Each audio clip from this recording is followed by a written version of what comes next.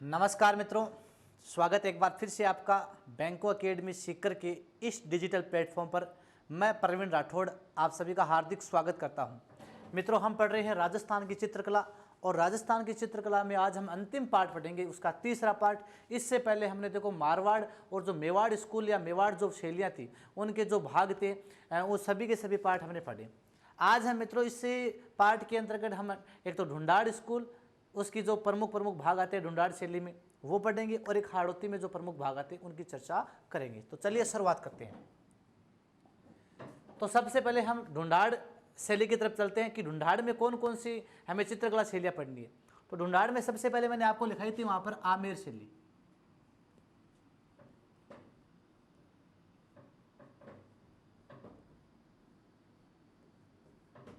ढूंढाड़ में मैंने आपको कौन सी लिखाई थी मित्रों? ढूंढाड़ में मैंने आपको सबसे पहले कौन सी लिखाई थी? आमेर शैली लिखाई थी।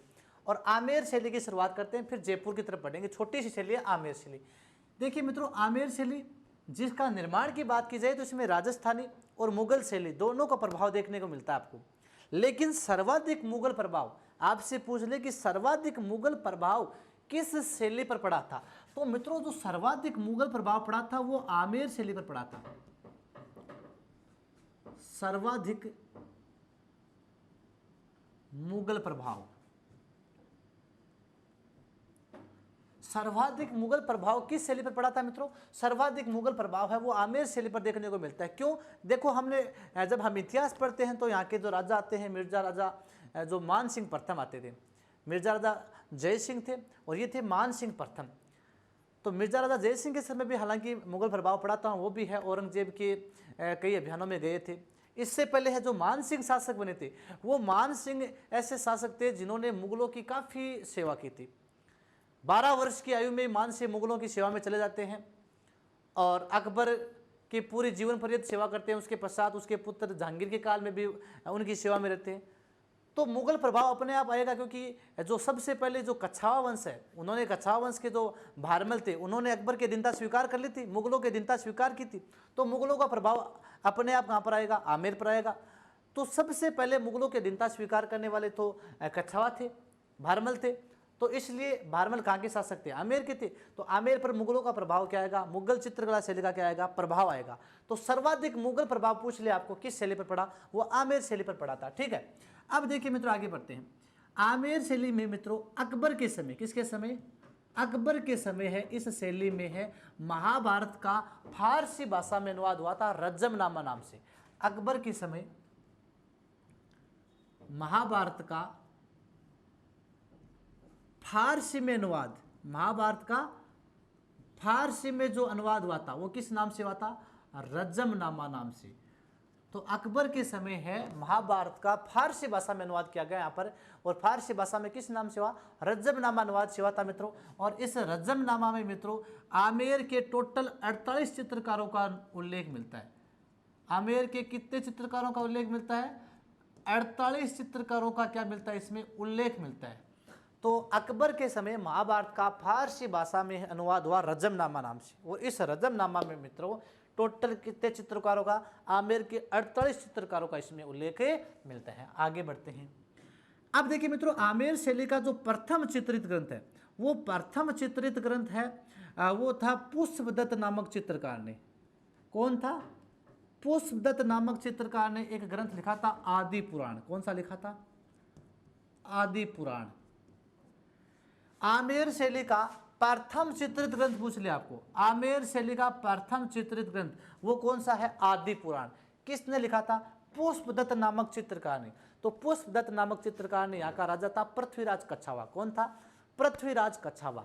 तो पृथ्वीराज कच्छावा के समय है पुष्पदत्त नामक चित्रकार ने है एक ग्रंथ लिखा आदि पुराण, और ये आदि पुराण ग्रंथ है मित्रों आमेर शैली का प्रथम चित्रित ग्रंथ माना जाता है। ठीक है, इसके बाद में देखिए मित्रों आमेर में देखो मान सिंह ने यहाँ पर महलों का निर्माण करवाया था। किसने करवाया था? मान सिंह ने। आमेर में है मित्रों मान सिंह ने महलों का निर्माण करवाया, और महलों का निर्माण करवा के भित्ति चित्र बनवाए, महलों का निर्माण करवाया। मान सिंह है मित्रों, मान सिंह ने आमेर में महलों का निर्माण करवाया और महलों का निर्माण करवा के यहाँ पर इन महलों में क्या बनवाए, भित्ति चित्र बनवाए। भित्ति चित्र किसने बनवाए थे, मान सिंह ने। इसके पश्चात मिर्जा राजा जो जय सिंह बनता है मित्रों, वो मिर्जा राजा जय सिंह जो शासक बनता है वो भी है यहाँ पर इन महलों में क्या करवाता है, भित्ति चित्रों का निर्माण करवाता है। तो मान सिंह जब शासक बनते हैं तो मित्रों मान सिंह ने महलों का निर्माण करवाया था यहाँ पर, ठीक है, भित्ति चित्रों का निर्माण करवाया। और मिर्जा राजा जय सिंह ने भी यहाँ पर इनका निर्माण पुनर्निर्माण करवाया था, इन महलों का भित्ति चित्रों का निर्माण करवाया था। अब विशेषताओं की बात कर लेते हैं। आमेर शैली की विशेषताएं, तो रंग कौन सा काम आया इसमें, तो आमेर शैली में रंग काम आया मित्रों प्राकृतिक व हरा। कौन सा काम आया, प्राकृतिक व हरा रंग। तो प्राकृतिक व हरे रंग का प्रयोग किसमें मिलता है, आमेर शैली में आपको प्राकृतिक व हरे रंग का प्रयोग देखने को मिलता है, ठीक है, ये आपको ध्यान में रखना है, प्राकृतिक व हरा रंग, ठीक है। इसके बाद में पशु पक्षी, पशु पक्षी, तो यहां पर मित्रों हाथी व मोर, किसका चित्र मिलता है, हाथी व मोर का। तो हाथी व मोर का चित्रण कहां पर मिलता है मित्रों, आमेर शैली में आपको हाथी व मोर के चित्र मिलेंगे। वृक्ष बड़ व पीपल, किसका मिलता है, बड़ व पीपल का। तो बड़ व पीपल के पेड़ का चित्रण, बड़ व पीपल के पेड़ का चित्रण किसमें मिलेगा, आमेर शैली में आपको देखने को मिलता है, ठीक है। इसके अलावा देखिए मित्रों, इसी शैली की हम बात की जाए तो इस शैली में देखो कई चित्र मिलते हैं, जैसे कृष्ण लीला के चित्र मिलते हैं। इसके अलावा आपको है लैला मजनू, हाथी घोड़े, कुत्ती दंगल, ये चित्र इसमें देखने को मिलते हैं। कौन कौन से, कृष्ण लीला, लैला मजनू,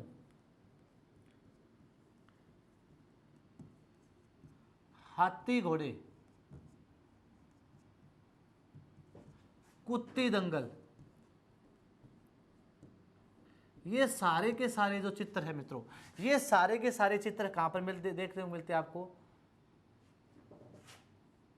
आमेर शैली में। किसमें मिलते हैं, आमेर शैली में। तो आमेर शैली में चित्र देखो, कृष्ण लीला, लैला मजनू, हाथी घोड़े, कुत्ती दंगल, तो ये सारे के सारे चित्र आपको किस शैली में देखने को मिलते हैं, ये सारे के चित्र आमेर शैली में आपको देखने को मिलते हैं। इसके अलावा देखो बिहारी सतसई, बिहारी सतसई, ये बिहारी सतसई मित्रों मिर्जा राजा जय सिंह का दरबार में रहता था। तो इस बिहारी सतसई पर आधारित चित्र, इस बिहारी सतसई पर आधारित चित्र जो मिर्जा राजा जय सिंह के दरबार में रहता था मित्रों, बिहारी सतसई, जिसकी प्रत्येक रचना पर है, इसकी प्रत्येक रचना पर है मिर्जा राजा जय सिंह बिहारी सतसई को है वो सोने की असरपी, सोने की अंगूठी वगैरह देता था इस बिहारी सतसई को प्रत्येक दोहे की रचना पर, ठीक है। तो बिहारी सतसई पर आधारित चित्र भी मित्रों इसी के काल में बने थे। इसके अलावा प्रमुख चित्रकार देखो यहाँ पर पुष्पदत्त, पुष्पदत्त व हुक्मचंद। तो पुष्पदत्त व हुक्मचंद नामक चित्रकारों का उल्लेख, पुष्पदत्त व हुक्मचंद नामक चित्रकारों का उल्लेख आमेर शैली में मिलता है। यहाँ पर जो ग्रंथ है वो आदि पुराण के अलावा भी 2-4 ग्रंथ और मिलते हैं, जैसे रजमनामा ग्रंथ मिलता है, यशोधरा चरित्र भी मिलता है। तो आदि पुराण है, रजमनामा है, यशोधरा चरित्र है, ये सारे ग्रंथ है मित्रों आपके आमेर शैली में मिलते हैं। तो छोटी सी शैली आमेर, क्योंकि इसके पश्चात जब वो जयपुर बन गया था 1727 में, तो जयपुर के बारे में हम डिटेल से पढ़ेंगे। पहले हम आमेर, जयपुर से पहले आमेर के बारे में पढ़ते हैं, क्योंकि पहले आमेर इनकी राजधानी थी कच्छाओं की। तो आमेर में देखो सबसे अधिक मुगल प्रभाव पड़ा था, ये 1 नंबर पॉइंट। अकबर के समय महाभारत का फारसी भाषा में अनुवाद किस नाम से हुआ, रजमनामा नाम से हुआ था, जिसमें आमेर के टोटल 48 चित्रकारों का उल्लेख मिलता है, ठीक है। इसके आमेर शैली का प्रथम चित्रित ग्रंथ किसने बनाया था, पुष्पदत्त ने। पृथ्वीराज कच्छावा के समय पुष्पदत्त ने कौन सा ग्रंथ लिखा था, आदि पुराण। मान सिंह ने यहाँ पर महलों का निर्माण करवाकर भित्ति चित्रों का निर्माण करवाया था। मिर्जा राजा जय सिंह ने इनको संरक्षण दिया था, बाद में वापस इन्हीं महलों का निर्माण करवाया था। विशेषताएं, कौन से रंग है, प्राकृतिक और हरे रंगों का प्रयोग हुआ है। पशु पक्षी हाथी और मोर का चित्रण देखने को मिलता है। वृक्ष बड़ व पीपल का चित्रण देखने को मिलता है। कृष्ण लीला, लैला मजनू, हाथी घोड़े, कुत्ती दंगल, ये सभी चित्र यहाँ पर देखने को मिलते हैं। बिहारी सतसई के चित्र देखने को मिलते हैं। पुष्पदत्त और हुक्मचंद 2 चित्रकारों का उल्लेख मिलता है। आदि पुराण, रजमनामा सचित्र, यशोधरा चरित्र, ये सारे जो ग्रंथ है मित्रों ये आपको आमेर शैली में देखने को मिलते हैं। लीजिए स्क्रीनशॉट। अब हम आगे बढ़ते हैं मित्रों। इसके बाद में आती है आपकी इंपॉर्टेंट शैली है मित्रों, इसे ढूंढाड़ की सबसे इंपॉर्टेंट है मित्रों जयपुर शैली। काफी सारे प्रश्न आते हैं मित्रों, जयपुर शैली से इंपॉर्टेंट शैली है।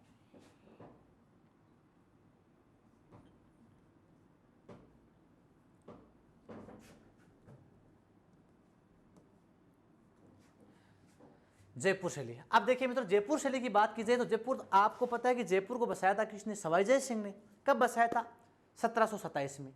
तो जयपुर शैली की शुरुआत किसके समय होगी? सवाई जय सिंह के समय होगी अपने आप। तो इसकी शुरुआत है मित्रों, वो सवाई जय सिंह के समय हुई, जयपुर शैली की शुरुआत। जब 1727 में मित्रों सवाई जय सिंह ने जयपुर बसाया था, उसी के साथ मित्रों जयपुर शैली की क्या हो जाती है? शुरुआत हो जाती है। ये आपको ध्यान में रखना है। तो सवाई जय सिंह के समय है मित्रों जयपुर चित्रकला शैली की क्या होती है? जयपुर चित्रकला शैली की शुरुआत सवाई जय सिंह के समय होती है, ठीक है। और सवाई जय सिंह के समय प्रमुख चित्रकार कौन था? इन सवाई जय सिंह के समय प्रमुख चित्रकार कौन था? प्रमुख चित्रकार था मित्रों मोहम्मद शाह। कौन था? मोहम्मद शाह। सवाई जय सिंह के समय प्रमुख चित्रकार कौन था? मोहम्मद शाह। प्रश्न पूछा गया, ध्यान रखना मित्रों, कंफ्यूज मत होना। ये क्या है? मोहम्मद शाह। और एक आपने शाह मोहम्मद भी पढ़ा था। शाह मोहम्मद कहाँ पर पढ़ा था? बीकानेर में। देखो उल्टा बोल देना, ये मोहम्मद शाह, उसमें शाह पहले लग जाएगा, शाह मोहम्मद। मोहम्मद शाह कहाँ का है? जयपुर का। और शाह मोहम्मद कहाँ का हो जाएगा? शाह मोहम्मद बीकानेर का, जो हमने पढ़ा था पहले, गज सिंह के दरबार में था, लाहौर का चित्रकार। तो मोहम्मद शाह प्रमुख चित्रकार था जिसने यहाँ पर हिंदू ग्रंथों का चित्रांकन किया था। तो यहाँ पर है सवाई जय सिंह के काल का प्रमुख चित्रकार मोहम्मद शाह था, जिसने हिंदू ग्रंथों पर चित्रांकन का कार्य किया था, ठीक है। आगे बढ़ते हैं। देखिए मित्रों, इसी सवाई जय सिंह ने जयपुर में मित्रों सवाई जय सिंह ने एक है सूरत खाना नाम से चित्रकला बनाई। सूरत खाना, ये भी इंपॉर्टेंट प्रश्न है मित्रों। जयपुर में सूरत खाना नाम से चित्रशाला का निर्माण किसने करवाया? तो जयपुर में सूरत खाना एक विभाग है मित्रों, चित्रों के निर्माण के लिए चित्र बनाए जाते थे यहाँ पर। तो सूरत खाना नामक चित्रशाला का निर्माण सवाई जय सिंह ने करवाया था। किसने करवाया था? इसी सवाई जय सिंह ने जयपुर में सूरत खाना नामक चित्रशाला का निर्माण करवाया था। ये आपको ध्यान में रखना है, ठीक है। आगे बढ़ते हैं मित्रों। सवाई जय सिंह के बाद में देखिए मित्रों एक शासक आता है ईश्वर सिंह। कौन आता है? ईश्वर सिंह। ईश्वर सिंह के समय मित्रों जो एक चित्रकार था लालचंद। कौन था? लालचंद। ईश्वर सिंह के समय चित्रकार था लालचंद। और इस लालचंद ने मित्रों इस लालचंद ने हाथियों की लड़ाई के चित्र बनाए। तो जयपुर के जो चौगान थे, उन चौगान मैदानों में है, इस लालचंद ने हाथियों की लड़ाई के चित्र बनाई। हाथियों की लड़ाई के चित्र। तो जयपुर के चौगान में हाथियों की लड़ाई के चित्र किसने बनाए थे? तो हाथियों की लड़ाई के चित्र मित्रों किसने बनाए थे? लालचंद ने। और लालचंद ने हाथियों की लड़ाई के चित्र किसके समय बनाए थे? ईश्वर सिंह के। अब देखो मित्रों इस ईश्वर सिंह के संदर्भ में सबसे इंपॉर्टेंट प्रश्न आता है कि इस ईश्वर सिंह का राजस्थान में सबसे पहले एक आदमकद चित्र बना था। ईश्वर सिंह का राजस्थान में सबसे पहले क्या बना था? आदमकद चित्र बना था। तो राजस्थान में सबसे पहले आदमकद चित्र मित्रों इसी ईश्वर सिंह का बना था। आदमकद चित्र अर्थात हूबहू जैसे ईश्वर सिंह थे वैसा का वैसा चित्र। तो इस ईश्वर सिंह का आदमकद चित्र किसने बनाया था? साहिब राम ने। और यह प्रश्न 2-3 बार आ चुका है मित्रों। तो ईश्वर सिंह का आदमकद चित्र राजस्थान का प्रथम आदमकद चित्र है। ये राजस्थान का प्रथम आदमकद चित्र किसका था? ईश्वर सिंह का। तो सवाई ईश्वर सिंह का आदमकद चित्र अर्थात इनका हूबहू चित्र किसने बनाया था? साहिब राम ने। किसने बनाया था? साहिब राम ने। तो ईश्वर सिंह का जो आदमकद चित्र है, ईश्वर सिंह का जो आदमकद चित्र है वो किसने बनाया था मित्रों? वो साहिब राम ने बनाया था। किसने बनाया था? साहिब राम। तो साहिब राम नामक चित्रकार ने ईश्वर सिंह का आदमकद चित्र बनाया था मित्रों। ये सेकंड ग्रेड एग्जाम में भी पूछा गया है और ये अन्य जो एग्जाम आती है राजस्थान की उनमें भी 1-2 एग्जाम में पूछा गया प्रश्न है। तो सबसे पहला आदमकद चित्र है वो ईश्वर सिंह का था और ये आदमकद चित्र साहिब राम ने बनाया था, ठीक है मित्रों। इसके बाद में हम चलते हैं मित्रों इस चित्रकला शैली का स्वर्णकाल। जयपुर चित्रकला शैली का स्वर्णकाल पूछ लिया आपको। तो जयपुर चित्रकला शैली का स्वर्णकाल किसका समय था? जयपुर चित्रकला शैली का स्वर्णकाल बताइए। तो यह आ जाएगा मित्रों एक शासक आता है सवाई प्रताप सिंह। कौन आता है? सवाई प्रताप सिंह। तो सवाई प्रताप सिंह का समय है मित्रों जयपुर चित्रकला शैली का स्वर्णिम काल माना गया है। सवाई प्रताप सिंह का समय है वो जयपुर चित्रकला शैली का क्या था मित्रों? स्वर्ण काल था। सबसे अधिक चित्रों का निर्माण हुआ था। और सवाई प्रताप सिंह मित्रों एक कला प्रेमी शासक था। जिस प्रकार सावंत सिंह नागरीदास के नाम से कविताएं लिखता था, इसी प्रकार ये सवाई प्रताप सिंह किस नाम से कविताएं लिखता था? ये सवाई प्रताप सिंह किस नाम से कविताएं लिखता था? ये लिखता था मित्रों ब्रजनिधि नाम से। किस नाम से लिखता था?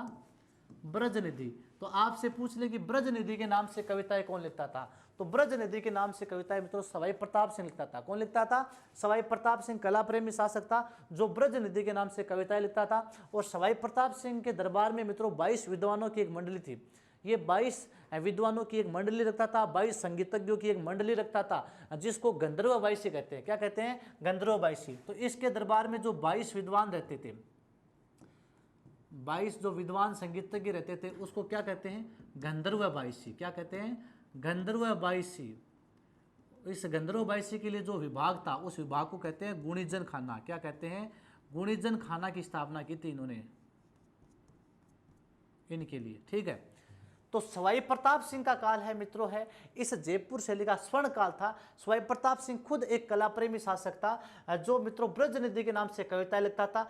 सवाई प्रताप सिंह के दरबार में 22 विद्वानों की मंडली थी, जिसे गंधर्व बाईसी कहते हैं। और इसके लिए जो विभाग था गंधर्व बाईसी के लिए जिस विभाग की स्थापना की थी, वह विभाग था गुणीजन खाना। कौन था? गुणीजन खाना। और सवाई प्रताप सिंह ने देखो मित्रों जयपुर में है कृष्ण का भगताई। इसके समय कृष्ण लीला के, रामायण के बहुत सारे चित्र बने हैं, कृष्ण लीला, रामायण, महाभारत के। और कृष्ण का भगता मित्रों, और कृष्ण का भगता इसलिए कृष्ण की मुकुट की आकृति में जयपुर में इसने 1799 में हवा महल का निर्माण भी करवाया था। तो हवा महल का निर्माण किसने करवाया था मित्रों? सवाई प्रताप सिंह ने 1799 में करवाया था। कृष्ण का भगता ये, तो कृष्ण की मुकुट की आकृति में उसका निर्माण करवाया था। तो ये महलों में पढ़ेंगे हम उसको। अब देखिए मित्रों, यहाँ पर जयपुर में चित्रकला के विकास के लिए 1857 में राजस्थान स्कूल ऑफ आर्ट या महाराजा स्कूल ऑफ आर्ट की स्थापना हुई। 1857 में राजस्थान स्कूल ऑफ आर्ट या महाराजा स्कूल ऑफ आर्ट की स्थापना है, वो किसने करवाई थी? वो यहाँ के शासक थे मित्रों सवाई राम सिंह। कौन थे? सवाई राम सिंह सेकेंड। तो देखो जयपुर में ही Rajasthan school of art, Rajasthan school of art, Rajasthan school of art, या इसे क्या कहते हैं? Maharaja school of art, Maharaja school of art. तो आपसे पूछे राजस्थान स्कूल ऑफ आर्ट या महाराजा स्कूल ऑफ आर्ट की स्थापना, राजस्थान स्कूल ऑफ आर्ट या महाराजा स्कूल ऑफ आर्ट की स्थापना कब हुई? 1857 में। कब हुई? 1857 में। यहाँ के शासक थे सवाई राम सिंह। कौन थे? सवाई राम सिंह, जो क्रांति के समय है यहाँ के शासक थे। तो जयपुर में चित्रकला के विकास के लिए, जयपुर में चित्रकला के विकास के लिए राजस्थान स्कूल ऑफ आर्ट या महाराजा स्कूल ऑफ आर्ट की स्थापना 1857 में हुई थी। किसने की थी? सवाई राम सिंह। ये राम सिंह सेकंड थे। ठीक है मित्रों, तो ये आपको ध्यान रखना है। एक बार वापस देखना, ये सारे के सारे फैक्ट इंपॉर्टेंट है मित्रों जयपुर शैली से संबंधित। जयपुर शैली की शुरुआत बताइए, शुरुआत कब हुई? सवाई जय सिंह के समय हुई थी। प्रमुख चित्रकार कौन था? मोहम्मद शाह था। कौन था? मोहम्मद शाह है प्रमुख चित्रकार था, जो हिंदू ग्रंथों पर चित्रांकन करता था। सवाई जय सिंह ने है जयपुर में चित्रकला के विकास के लिए कौन सा विभाग खोला? सूरत खाना विभाग। कौन सा? सूरत खाना। और ईश्वर सिंह के समय लालचंद ने हाथियों की लड़ाई के चित्र बनाए थे। और ईश्वर सिंह का प्रथम आदमकद चित्र है वो साहिब राम नामक चित्रकार ने बनाया था। और इस शैली का स्वर्णकाल, जयपुर शैली का स्वर्णकाल किसका समय है? सवाई प्रताप सिंह का समय। सवाई प्रताप सिंह किस नाम से कविता लिखता था? ब्रज निधि के नाम से। सवाई प्रताप सिंह के दरबार में 22 विद्वानों की जो मंडली थी उसे क्या कहते हैं? गंधर्व बाईसी। और गंधर्व बाईसी के लिए कौन सा विभाग था? गुणीजन खाना। Rajasthan school of art, Maharaja school of art की स्थापना कब हुई? 1857 में। किसने की थी? सवाई राम सिंह ने। और सवाई राम सिंह ने, ध्यान रखना, जयपुर में एक अल्बर्ट हॉल भी खुलवाया था। कौन सा खुलवाया था? Albert hall. ठीक है, अल्बर्ट हॉल की स्थापना भी 1876 में इसकी नींव रखी थी और 1887 में अल्बर्ट हॉल का उद्घाटन हुआ था। ठीक है, ये आपको ध्यान में रखना है। तो ये है जयपुर शैली। इसके आगे बढ़ते हैं। हाँ, नेक्स्ट देखिए मित्रों, इसी में इसकी विशेषताएं, जयपुर शैली की विशेषताएं। तो इसमें रंग कौन सा काम आया? जयपुर शैली में कौन सा रंग काम आया? तो केसरिया, पीला, हरा और लाल। चित्र में, यानी यहाँ पर जो चित्र बने उन चित्रों में एक तो केसरिया रंग काम में लिया गया। केसरिया, पीला, हरा व लाल। तो केसरिया, पीला और हरा और लाल ये रंग है मित्रों यहाँ के चित्रों में है, प्रमुखतः प्रयोग लिए गए थे। पशु पक्षी, तो पशु पक्षी की बात की जाए तो वही हाथी व मोर, आमेर वाले है भाई, आमेर से ही तो जयपुर बना था। उसके बाद में वृक्ष वही बड़ व पीपल, बड़ व पीपल। तो हाथी और मोर पशु पक्षियों का चित्रण देखने को मिलता है आपको जयपुर शैली में। किस वृक्ष का? वही बड़ और पीपल के पेड़ का चित्रण देखने को मिलता है। अब देखिए मित्रों, जो जयपुर चित्रकला शैली है, इसमें सबसे इंपॉर्टेंट याद क्या रखना है कि इसमें जो सर्वाधिक आदमकद चित्र देखने को मिलते हैं। आपसे प्रश्न पूछ लिया एग्जाम में कि राजस्थान की किस चित्रकला शैली में सर्वाधिक आदमकद चित्र बने। राजस्थान की किस चित्रकला शैली में सर्वाधिक आदमकद अर्थात सर्वाधिक जो हूबहू चित्र बने थे, वो सर्वाधिक आदमकद चित्र किस शैली में बने हैं? वो जयपुर शैली में बने। किस में बने हैं? जयपुर शैली में बने हैं। और जो यहाँ पर आदमकद चित्र बने हैं, इन आदमकद चित्रों को सजाने के लिए हीरे और जवाहरत प्रयोग हुए। इन आदमकद चित्रों को सजाने के लिए किसका प्रयोग हुआ? हीरा जवाहरत। यानी इन आदमकद चित्रों को सजाने के लिए उन पर हीरे जवाहरत भी लगाए गए हैं। ठीक है, ये आपको ध्यान में रखना है। इसके अलावा देखिए मित्रों, इस शैली में बात की जाए तो पुरुषों का चित्रण आपको ध्यान में नहीं रखना है, क्योंकि दाढ़ी विहीन हाथ में तलवार, दाढ़ी विहीन हाथ में तलवार, वही आपका लंबा पायजामा पहने हुए, कोई नहीं पूछेगा, आपको ध्यान रखना। स्त्री चित्र,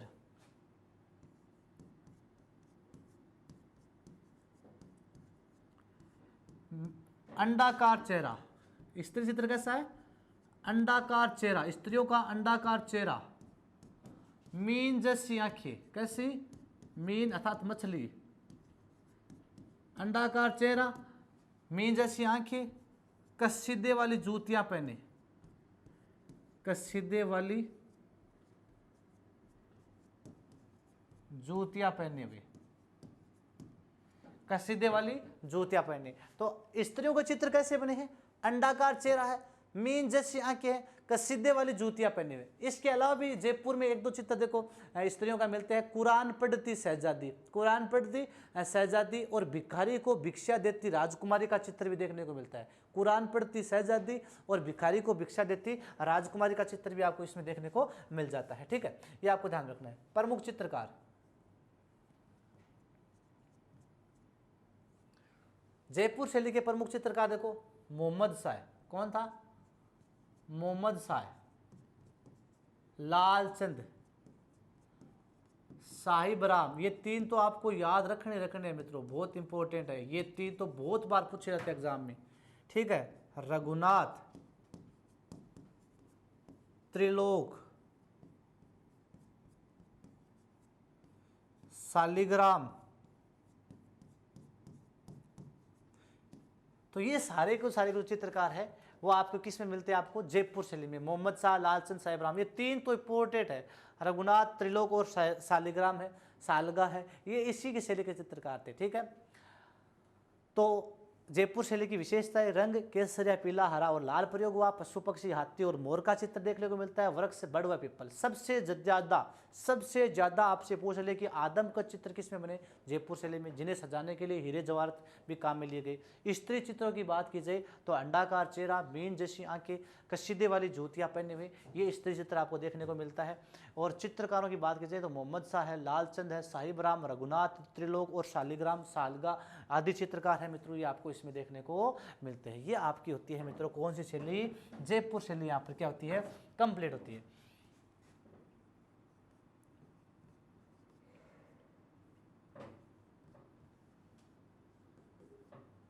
अलवर शैली कौन सी आती है आपकी? नेक्स्ट शैली अलवर शैली। अलवर शैली की बात की जाए मित्रों तो अलवर शैली है तीन शैलियों से प्रभावित है। एक तो जयपुर, ईरानी और मुगल। तो जयपुर, ईरानी व मुगल शैलियों से प्रभावित है। जयपुर, ईरानी व मुगल शैलियों से प्रभावित।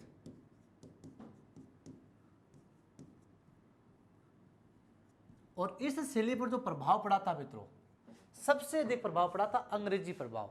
तो आपसे पूछ ले सर्वाधिक अंग्रेजी प्रभाव, सर्वाधिक अंग्रेजी प्रभाव किस शैली पर पड़ा था? तो सर्वाधिक मित्रों अंग्रेजी प्रभाव है वो अलवर शैली पर देखने को मिलता है आपको। ऐसे अंग्रेजी ऐसे ही अलवर, याद रह जाएगा।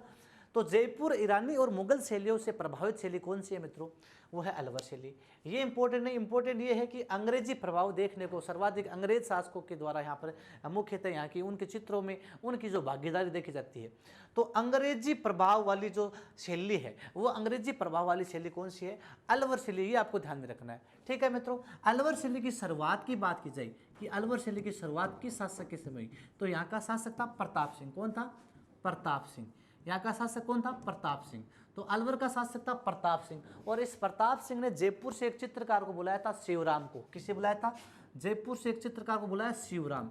इस शिवराम नामक चित्रकार को बुलाकर यहाँ पर प्रताप सिंह ने सबसे पहले है अलवर में चित्रांकन का कार्य शुरू करवाया था। तो अलवर शैली की शुरुआत मित्रों प्रताप सिंह के समय हुई थी, और प्रताप सिंह ने मित्रों है जयपुर से किसे बुलाया? जयपुर से शिवराम नामक चित्रकार को बुलाया। किसे बुलाया? जयपुर से शिवराम नामक चित्रकार को बुलाकर है यहाँ पर क्या करवाया मित्रों? चित्रांकन का कार्य करवाया था। इसके बाद में एक शासक आता है बखत सिंह। कौन आता है? बखत सिंह। ये बखत सिंह भी मित्रों एक कला प्रेमी शासक था। ये बख्तेश या चंद्रसकी के नाम से कविता लिखता था। किस नाम से? बख्तेश या चंद्रसकी। बखत सिंह है वो किस नाम से कविता लिखता था? बख्तेश या चंद्रसकी के नाम से कविताएं लिखता था। बखत सिंह अलवर का शासक था। ये भी एक कला प्रेमी शासक था जो बख्तेश या चंद्रसकी के नाम से कविता लिखता था। नागरीदास के नाम से कविताएं कौन लिखता था? सावंत सिंह लिखता था। ब्रज नदी के नाम से कविताएं कौन लिखता था? सवाई प्रताप सिंह लिखता था। और बख्तेश या चंद्रसकी के नाम से कविताएं कौन लिख रहा है? बखत सिंह लिख रहा है। ये आपको ध्यान में रखना है, ठीक है मित्रों। इसके बाद में हम बात करते हैं मित्रों इस शैली का स्वर्णकाल, अलवर शैली का स्वर्णकाल। अलवर शैली का स्वर्णकाल, तो स्वर्णकाल किसका समय था? विनय सिंह का समय। अलवर शैली का आपसे पूछ ले कि स्वर्णिम काल किस शासक का था, तो विनय सिंह का समय है मित्रों। अलवर शैली का स्वर्णिम काल माना गया है। और विनय सिंह के समय मित्रों एक व्यक्ति आता है शेख सादी। कौन आता है? शेख सादी। इस शेख सादी का ग्रंथ था गुलिस्ता। कौन था? गुलिस्ता। गुलिस्ता ग्रंथ किसने लिखा था? शेख सादी ने। तो शेख सादी जिसने ग्रंथ लिखा था गुलिस्ता, और विनय सिंह के समय इस गुलिस्ता की जो पांडुलिपि है, इस गुलिस्ता की पांडुलिपि ग्रंथ को है मित्रों यहाँ पर है बलदेव और गुलाम अली ने। बलदेव व गुलाम अली ने हीरे जवाहरातों से क्या किया? गुलाम अली है ये।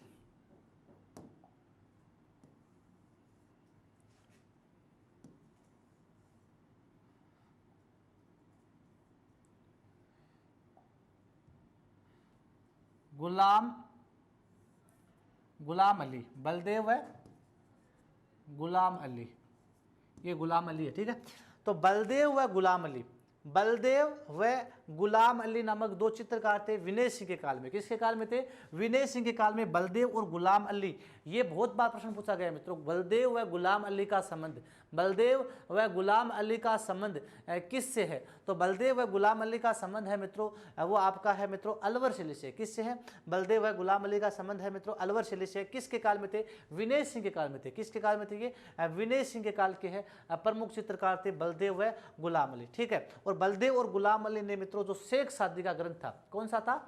शेख सादी का ग्रंथ था गुलिस्ता, और इस गुलिस्ता को चित्रित किया था। शेख सादी के ग्रंथ गुलिस्ता को चित्रित किसने किया था मित्रों? बलदेव व गुलाम अली ने। तो ये आपको ध्यान में रखना है मित्रों। तो एक बार हाँ, अब वापस देखिए मित्रों अलवर शैली। अलवर शैली इसमें जयपुर ईरानी व मुगल शैलियों का, जयपुर ईरानी व मुगल शैलियों का क्या है मित्रों इसमें देखने को आपको मिश्रण देखने को मिलता है। अंग्रेजी प्रभाव इस पर पड़ा था। सबसे ज्यादा अंग्रेजी प्रभाव किस पर पड़ा था? अलवर शैली पर पड़ा था। शुरुआत किसके समय हुई थी? प्रताप सिंह के समय। और प्रताप सिंह के समय प्रमुख चित्रकार कौन था? शिवराम नामक चित्रकार था। इसके बाद में बखत सिंह जो बख्तेश या चंद्रसकी के नाम से कविताएं लिखता था, ये आपको ध्यान में रखना है। और इस शैली का जो स्वर्ण काल है, अलवर शैली का स्वर्ण काल है, वो किसका समय था? विनय सिंह का। और विनय सिंह के समय एक शेख सादी का ग्रंथ था गुलिस्ता। कौन सा था? गुलिस्ता। और इस गुलिस्ता नामक ग्रंथ को चित्रित किसने किया था? गुलिस्ता नामक ग्रंथ को चित्रित किसने किया था? तो गुलिस्ता नामक ग्रंथ को मित्रों है वो चित्रित किया था बलदेव व गुलाम अली, बलदेव व गुलाम अली ने। तो बलदेव और गुलाम अली है, इस बलदेव व गुलाम अली ने है गुलिस्ता नामक चित्रकार को, गुलिस्ता नामक जो ग्रंथ था, इस ग्रंथ को चित्रित करने का कार्य किया था। तो हीरे जवाहरातों का प्रयोग किया था। और बलदेव और गुलाम अली, ये इंपॉर्टेंट प्रश्न है, बलदेव व गुलाम अली काफी बार पूछा गया प्रश्न है कि बलदेव व गुलाम अली का संबंध किस शैली से था? तो वो अलवर शैली से था, ठीक है मित्रों। इसके बाद में देखिए मित्रों हम आगे बढ़ते हैं। हाँ, आगे हम बात करते हैं मित्रों इस अलवर शैली की जो मुख्य मुख्य विशेषताएं हैं, वो मुख्य विशेषताएं कौन सी है, इन विशेषताओं की मित्रों हम चर्चा करते हैं। अब मित्रों हम पढ़ते हैं इस अलवर शैली की विशेषताएं। तो अलवर शैली की विशेषताएं देखते हैं मित्रों।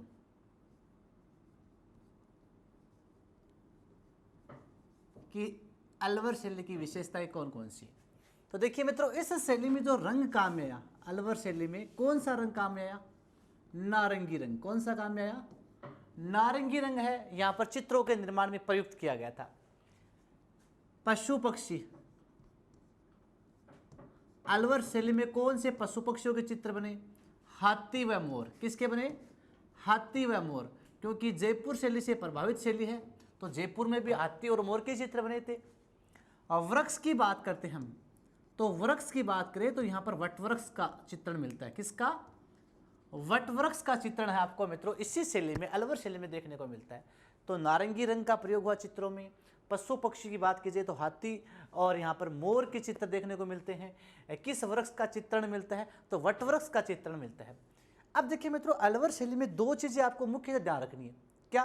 कि एक तो यहाँ पर सर्वाधिक वेश्याओं का चित्रण मिला है, ये इंपॉर्टेंट है मित्रों, काफी बार पूछा भी गया है। सर्वाधिक वेश्याओं का चित्रण, तो किस चित्रकला शैली में सर्वाधिक वेश्याओं का चित्रण मिलता है मित्रों? तो विनय सिंह के समय मित्रों यहाँ पर सर्वाधिक वेश्याओं का चित्रण हुआ था। तो वेश्याओं का चित्रण मित्रों इस अलवर शैली में मिलता है, ये इंपॉर्टेंट है, ध्यान रखना। इसके अलावा एक व्यक्ति था मूलचंद। कौन था? मूलचंद। इस मूलचंद ने मित्रों यहाँ पर हाथी दांत पर चित्र बनाए। किस पर बनाए? हाथी दांत पर चित्र। तो हाथी दांत पर चित्र बनाने का काम है मित्रों, वो किसने किया था? वो किया था आपके मूलचंद ने। ये भी आपको ध्यान में रखना है। बात करें मित्रों पुरुषों के चित्रण की, तो पुरुषों का चित्रण हुआ यहाँ पर सिर पर टोपी और गले में रुमाल। तो पुरुष चित्र,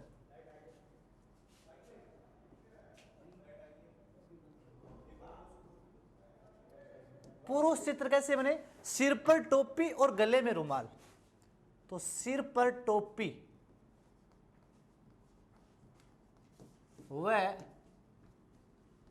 गले में रुमाल, पुरुषों का चित्रण कैसा हुआ है? सिर पर टोपी और गले में रुमाल। तो ये ऐसे चित्र बने हैं पुरुषों के, ठीक है। स्त्रियों के चित्रण की बात की जाए मित्रों, तो मीन जैसी आंखें और उनकी जो चोटी है बालों की वो ऊपर उठी हुई। ऊपर उठने का मतलब ये नहीं कि ऐसी ऊपर खड़ी है, मतलब ऐसे बांधे हुए, चोटी ऊपर की तरफ बांधे हुए। तो ये आपको ध्यान में रखना है। हाँ, तो ये सिर पर, सिर की बालों की चोटी ऊपर उठी हुई, बालों की चोटी ऊपर उठी हुई, बालों की चोटी ऊपर उठी हुई और मीन जैसी आंखें, मीन जैसी आंखें। तो स्त्री चित्र ये कैसे आपके? स्त्री चित्र आपके। तो स्त्री चित्र कैसे बने हैं? बालों की चोटी ऊपर उठी हुई, बालों की चोटी ऊपर उठी हुई और मीन जैसी आंखें यानी मछली जैसी आंखें यहाँ पर आपको देखने को मिलती है। वो कौन सी? आपकी अलवर शैली। इसके अलावा इसके चित्रकार देखिए, अलवर शैली के चित्रकार, तो प्रमुख चित्रकार देखो चार तो मैंने आपको बता दिए। एक तो शिवराम, एक डालूराम, शिवराम डालूराम, बलदेव, गुलाम अली, ये चारों के नाम मैंने पहले बता दिया आपको। शिवराम, डालूराम, बलदेव, गुलाम अली, जमुना दास, जमुना दास, नंदराम या नंदूराम, छोटे लाल आदि। ये सारे चित्र मित्रों, ये जो चित्रकार है ये सारे चित्रकार इसी शैली के हैं। तो शिवराम, डालूराम, बलदेव, गुलाम अली, जमुना दास, नंदराम, छोटेलाल, ये चित्रकार आपके अलवर शैली के। तो एक बार वापस देख लीजिए अलवर शैली को। इसके रंग है वो नारंगी काम में, या पशु पक्षी, हाथी और मोर के चित्र बने, वृक्ष है वटवृक्ष के चित्र बने। ये इंपॉर्टेंट है। सर्वाधिक वेश्याओं का चित्रण किस शैली में हुआ? अलवर शैली में। मूलचंद नामक चित्रकार ने हाथी दांत पर यहाँ पर चित्र बनाए थे। पुरुष चित्र सिर पर टोपी और गले में रुमाल है देखने को मिलते हैं। स्त्री चित्रों की बात करें हम, स्त्री चित्रों की बात करें मित्रों, तो बालों की चोटी उनके ऊपर उठी हुई और मीन जैसी आंखें, स्त्री चित्र आपको देखने को मिलता है। प्रमुख चित्रकारों की बात करें तो प्रमुख चित्रकार शिवराम है, डालूराम है, बलदेव है, गुलाम अली है, जमुना दास, नंदराम, छोटेलाल। ये सारे चित्रकार मित्रों किस में आते हैं? आपके अलवर शैली में। तो ये अलवर शैली मित्रों आपकी क्या होती है? यहीं पर कंप्लीट होती है। अब देखिए मित्रों, नेक्स्ट हमारी जो शैली आती है वो आती है उनियारा शैली। कौन सी आती है?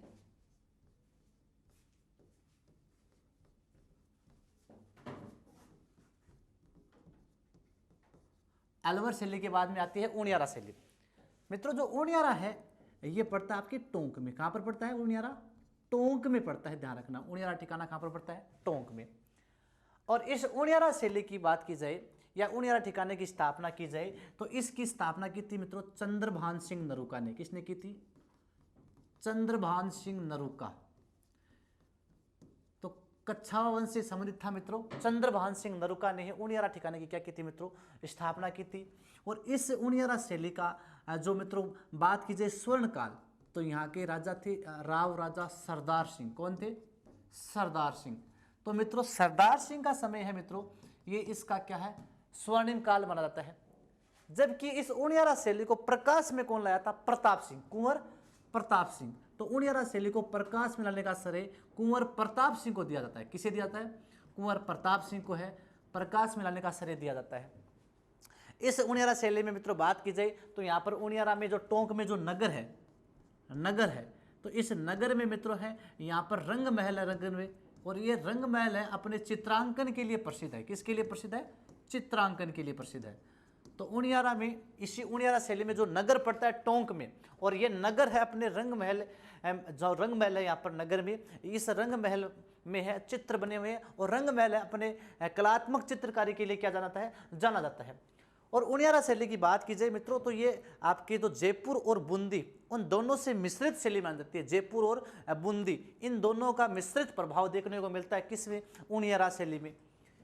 इसके जो चित्रकार है, उनियारा शैली के जो चित्रकार है, उनकी बात की जाए तो धीमा, मीरबख्श, काशीराम व राम लखन, ये चित्रकार इसी शैली के हैं। धीमा, मीरबख्श, काशीराम और राम लखन, ये है उनियारा शैली के चित्रकार। वापस देख लीजिए, टोंक का ये एक ठिकाना था मित्रों जयपुर के और बूंदी दोनों से मिश्रित प्रभाव से जयपुर और बूंदी से। और टोंक में पड़ता है आपका उनियारा। ठीक है, उनियारा ठिकाने की स्थापना बात की जाए कच्छावा वंश का नरूका शाखा से संबंधित है। ये चंद्रभान सिंह नरूका ने इसकी स्थापना की थी। स्वर्ण काल यहाँ का सरदार सिंह का समय था चित्रकारी के लिए। प्रकाश में को लेकर आया था कुंवर प्रताप सिंह। नगर की बात की जाए टोंक में जो नगर पड़ता है वह अपने रंग महल के चित्रांकन के लिए जाना जाता है। चित्रकार थे धीमा, मीरबख्श, काशीराम, राम लखन। देखिए मित्रों उनियारा शैली से प्रश्न आपको नहीं पूछेगा क्योंकि चित्रकला में एक दो क्वेश्चन आएंगे। तो इंपॉर्टेंट शैलियाँ कौन सी है आपकी? जयपुर शैली है आपकी, किशनगढ़ शैली है आपकी, इसके अलावा मेवाड़ शैली है आपकी, या आपकी जो मारवाड़ शैली है।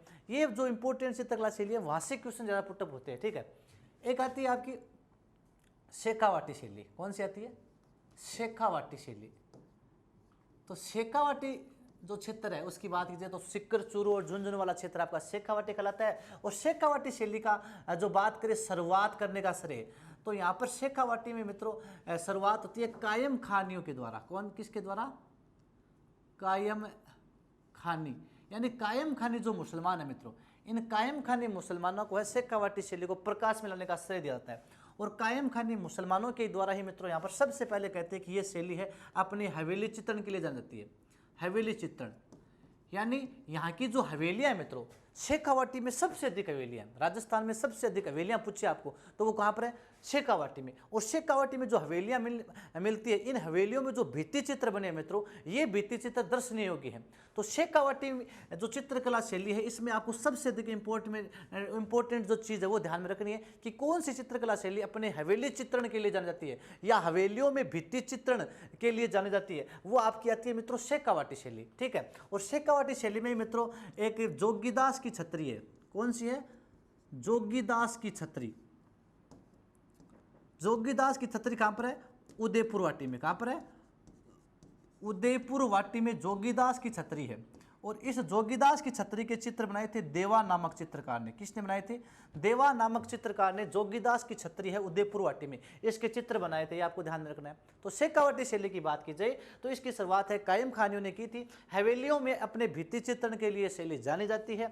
और जोगीदास की जो छतरी है उदयपुर वाटी में, उसके चित्र देवा नामक चित्रकार ने बनाए थे। और शेखावाटी शैली पर भी मित्रों यूरोपीय प्रभाव देखने को आपको मिल जाता है। तो यहाँ की जो हवेलियाँ हैं मित्रों, जैसे पोदार की हवेली है, गोयनका हवेलियाँ हैं, तो फतेहपुर वाले जो गोयनका हवेली है, नवलगढ़ में पोदार की हवेली मिलती है, रामगढ़ में भी मिलती है। तो इन हवेलियों में जो चित्र बने मित्रों, ये यहाँ के आकर्षक चित्र माने गए हैं। तो ये आपकी आती है शेखावाटी और ये आती है आपकी उनियारा। तो इस प्रकार मित्रों हमने यहाँ पर ढूंढाड़ जो एक पार्ट था, ढूंढाड़ स्कूल के अंतर्गत जितनी भी शैलियाँ आती है 5 शैलियाँ हमने उनका अध्ययन किया है, आमेर, जयपुर, अलवर, उनियारा और शेखावाटी। अब देखिए मित्रों, इसके बाद में हमारा अंतिम पार्ट आता है आपका हाड़ौती। कौन सा आता है? हाड़ौती स्कूल है, वो अंतिम आता है। अंतिम आता है आपका हाड़ौती। और हाड़ौती में देखो 2 ही पढ़नी है आपको, एक बूंदी शैली और एक पढ़नी है आपको कोटा शैली। तो सबसे पहले हम पढ़ते हैं बूंदी शैली।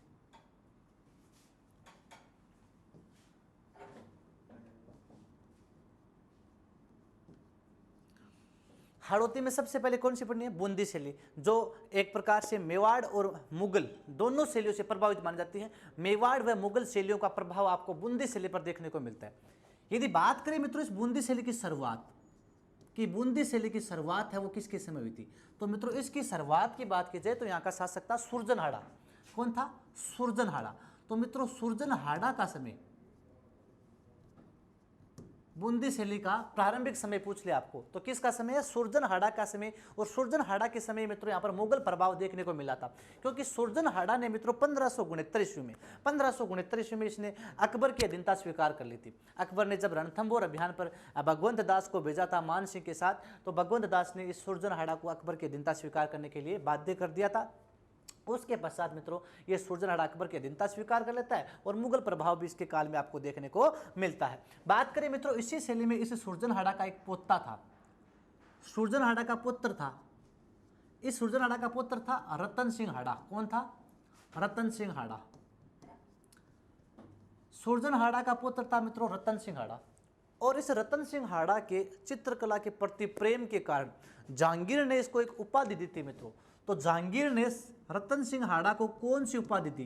तो जहांगीर ने रतन सिंह हाड़ा को दी सर बुलंद राय की। कौन सी उपाधि दी? सर बुलंद राय।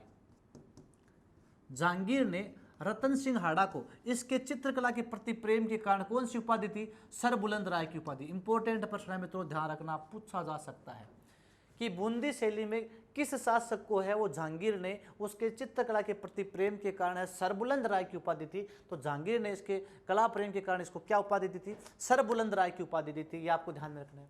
स्वर्णकाल, बूंदी शैली का जो स्वर्णकाल है मित्रों, वो बूंदी शैली का स्वर्णिम काल है वो उमेद सिंह का समय माना जाता है। किसका समय है? उमेद सिंह का समय। उमेद सिंह हाड़ा का समय इसका स्वर्णिम काल माना जाता है। और उमेद सिंह के समय मित्रों बूंदी में चित्रशाला का निर्माण हुआ था।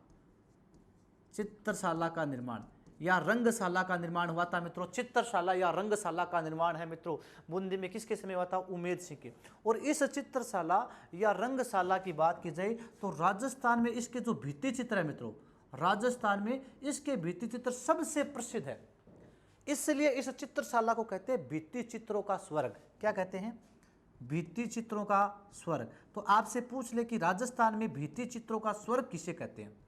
भित्ति चित्रों का स्वर्ग किसे कहते हैं? तो मित्रों भित्ति चित्रों का स्वर्ग कहते हैं आपके इस चित्रशाला या रंगशाला को। इसका निर्माण किसने करवाया था? उमेद सिंह ने करवाया था। किसने करवाया था? उमेद सिंह ने करवाया था। रंगशाला या चित्रशाला कहाँ पर पड़ती है? बूंदी में। इसे क्या कहते हैं? भित्ति चित्रों का स्वर्ग कहते हैं। ठीक है।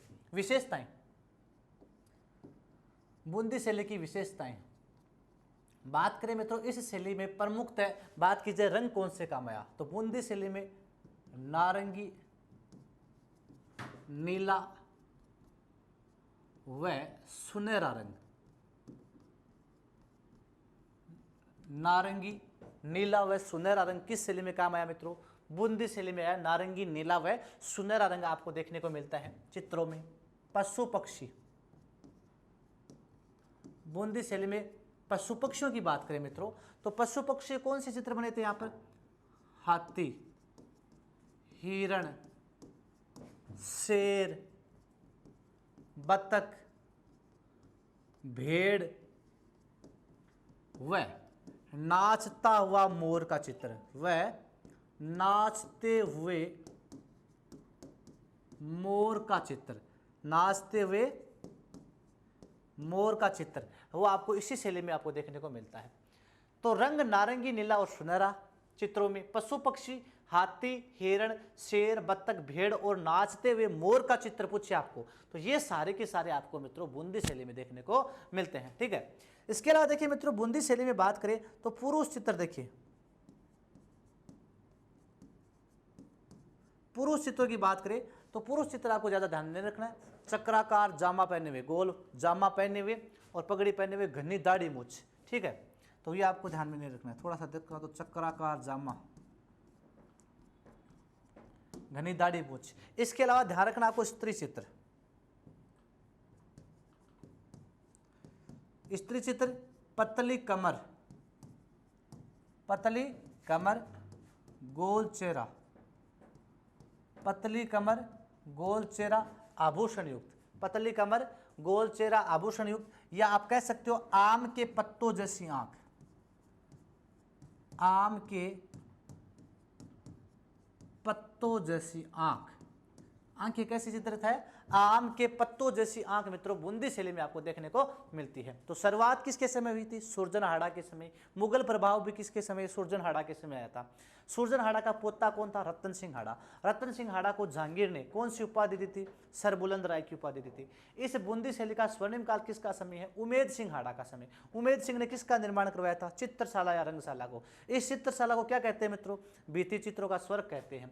विशेषता रंग कौन सा काम आया? नारंगी, नीला और सुनहरा। पशु पक्षी कौन से है इसमें? हाथी, हिरण, शेर, बतख, भेड़ और नाचते हुए मोर का चित्र आपको बूंदी शैली में देखने को मिलता है। पुरुष चित्र चक्राकार जामा, घनी दाढ़ी, मूंछ पर।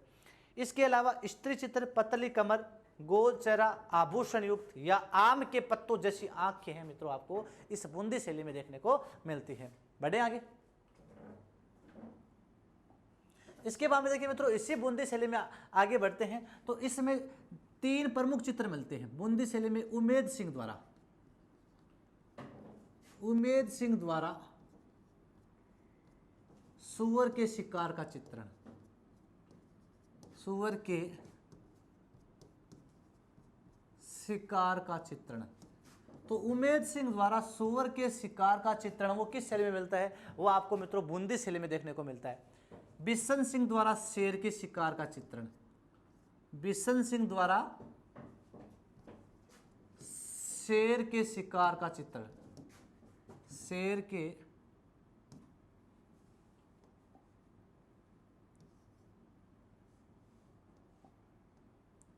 शेर के शिकार का चित्र, यानी उमेद सिंह द्वारा सूअर का शिकार करना इसका चित्र बनाया गया है। बिशन सिंह द्वारा शेर का शिकार करना इसका चित्र बनाया गया है। इसके अलावा देखिए मित्रों, रतन सिंह के समय भी 2 चित्र बने थे। रतन सिंह के समय है 2 चित्र बने थे 1625 ईस्वी के आसपास। एक तो रागिनी भैरव, कौन सा बना था? रागिनी भैरव। एक बना था रागदीप, कौन सा बना था? रागदीप। जो रागिनी भैरव है ये मित्रों इलाहाबाद संग्रहालय में रखा गया है। कहाँ पर रखा गया है? इलाहाबाद संग्रहालय। और रागदीप है ये बनारस संग्रहालय में। कहाँ पर रखा गया है? बनारस संग्रहालय में रखा गया है। तो बूंदी शैली में 3 प्रकार के आपको ध्यान रखना चित्र। एक तो उमेद सिंह द्वारा, ये प्रश्न पूछा गया है, उमेद सिंह द्वारा सूअर के शिकार का चित्रण किस शैली में मिलता है? बूंदी शैली में मिलता है। ये प्रश्न पूछा गया एग्जाम में। बिशन सिंह द्वारा शेर के शिकार का चित्र बूंदी शैली में। रतन सिंह के समय 2 चित्र बने थे, एक तो रागिनी भैरव जो इलाहाबाद संग्रहालय में रखा है और रागदीप जो बनारस संग्रहालय में रखा है। ठीक है, अब आगे बढ़ते देखिए मित्रों, चित्रकारों की तरफ चलते हैं। चित्रकार अहमद अली, अहमद अली, रामलाल, सुरजन, श्यामलाल आदि। तो बूंदी शैली के चित्रकार कौन कौन है? अहमद अली, रामलाल, सुरजन और श्यामलाल। ये प्रमुख चित्रकार किसके हैं? बूंदी शैली के। तो ये आपकी बूंदी शैली क्या होती है मित्रों? कंप्लीट होती है। अब एकमात्र शैली बची है आपकी, कौन सी? कोटा। कौन सी बची है अंतिम शैली?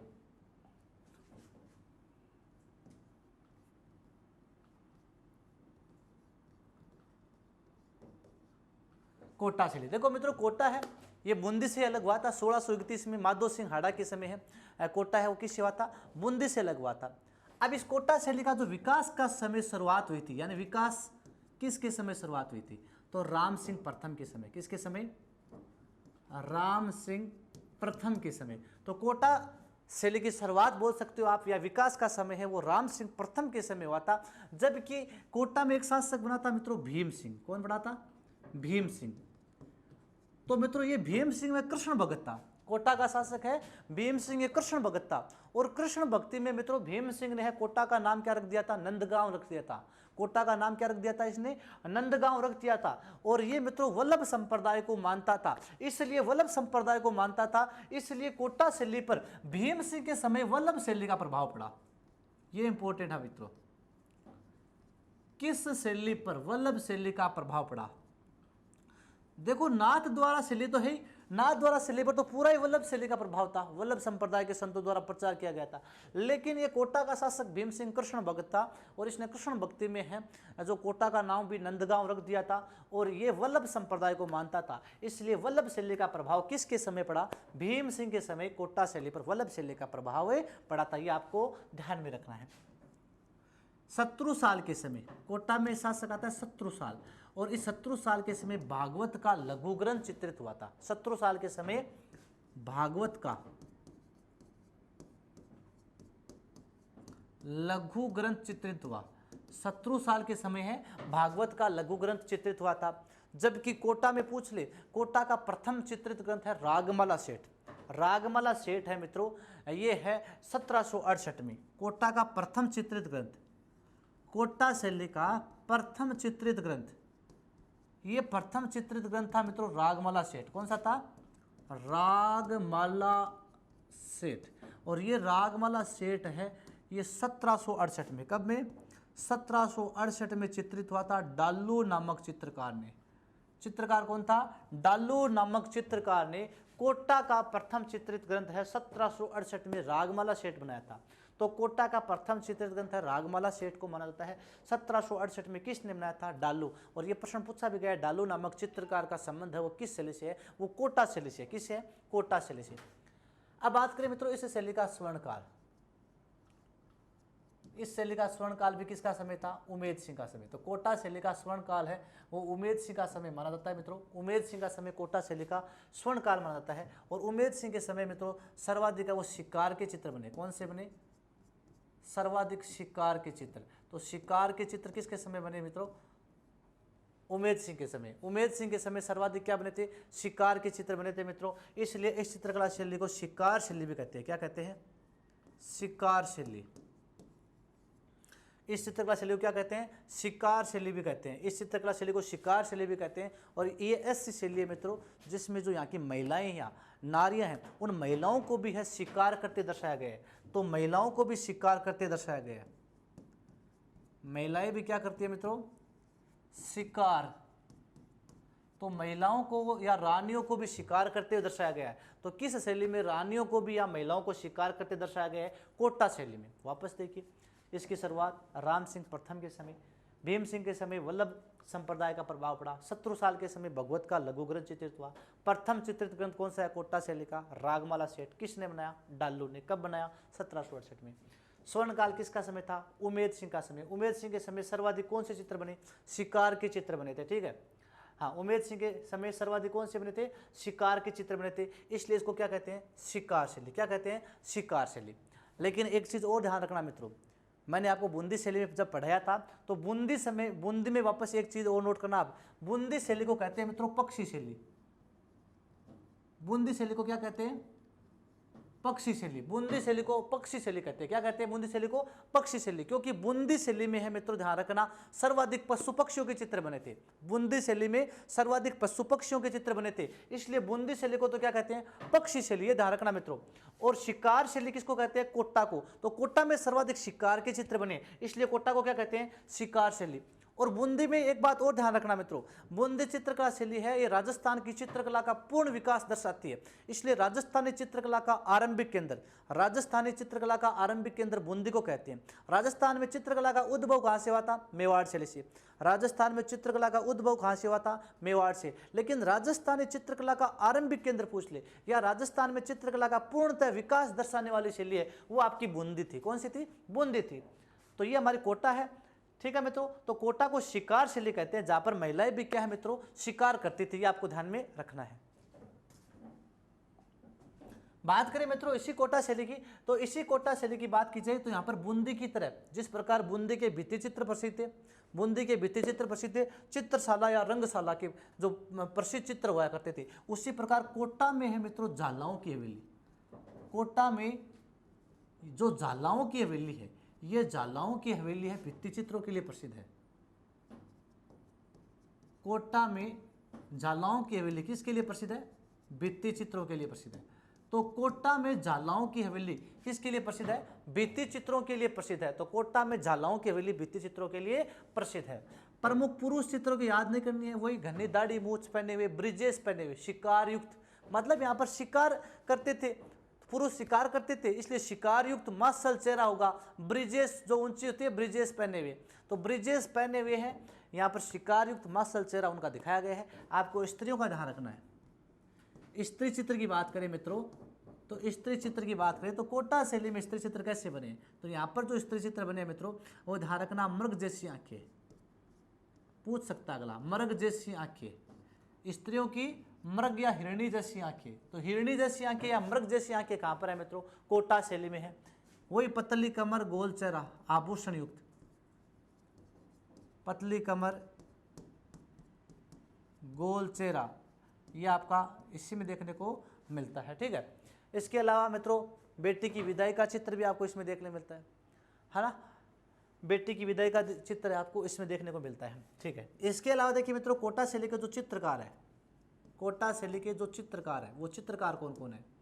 तो डाल्लू, नूर मोहम्मद, ये दोनों प्रश्न पूछे गए हैं। डाल्लू व नूर मोहम्मद का संबंध किससे है? कोटा शैली से।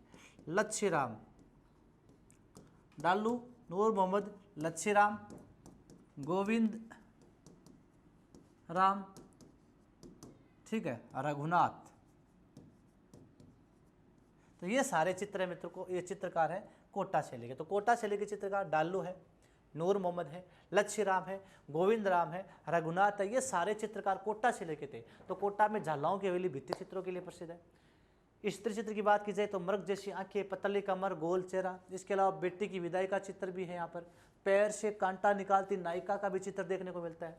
चित्रकार है डाल्लू, नूर मोहम्मद, लच्छीराम, गोविंद राम और रघुनाथ। ये सारे चित्रकार है मित्रों कोटा शैली के। किसके हैं? कोटा शैली की। तो ये मित्रों आपकी कोटा शैली क्या होती है, यहाँ पर कंप्लीट होती है। अब देखो दो चार आपको राजस्थान में जो यानी चित्रकला की जो संस्थाएं हैं, चित्रकला के विकास के लिए जो संस्थाएं हैं, वो संस्थाएं कौन सी है? दो चार संस्थाएं की ओर देखता हूं मैं। चित्रकला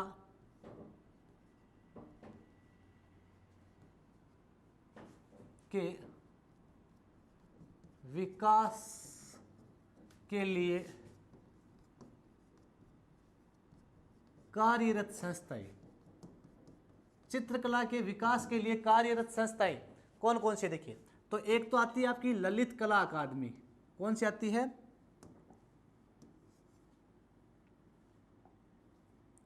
ललित कला अकादमी। ललित कला अकादमी कहाँ पर है? ललित कला अकादमी जयपुर में। कहाँ पर है? ललित कला अकादमी कहाँ पर है? जयपुर में। इसके पश्चात में कलावर्त व आयाम, कलावर्त व आयाम संस्था, कलावर्त व आयाम संस्था कहाँ पर है?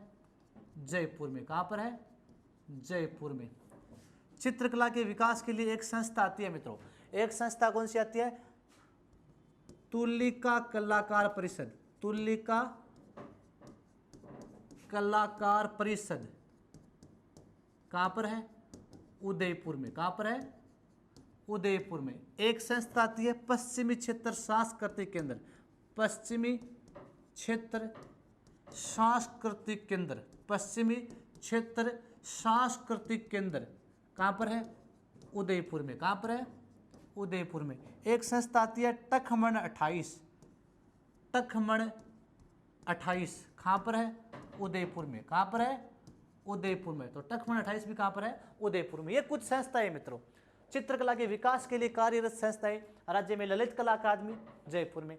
कलावर्त और आयाम संस्था कहाँ पर है? जयपुर में। तुलिका कलाकार परिषद उदयपुर में। पश्चिमी क्षेत्र सांस्कृतिक केंद्र कहाँ पर है मित्रों? उदयपुर में। टकमन 28 कहाँ पर है? उदयपुर में। तो ये मित्रों इस प्रकार हमारा जो चित्रकला का जो टॉपिक था मित्रों, ये यहाँ पर क्या होता है मित्रों, यहाँ पर कंप्लीट होता है। इसके अलावा एक संस्था और ध्यान रखना, याद रखो तो, चित्तेरा और धोरा।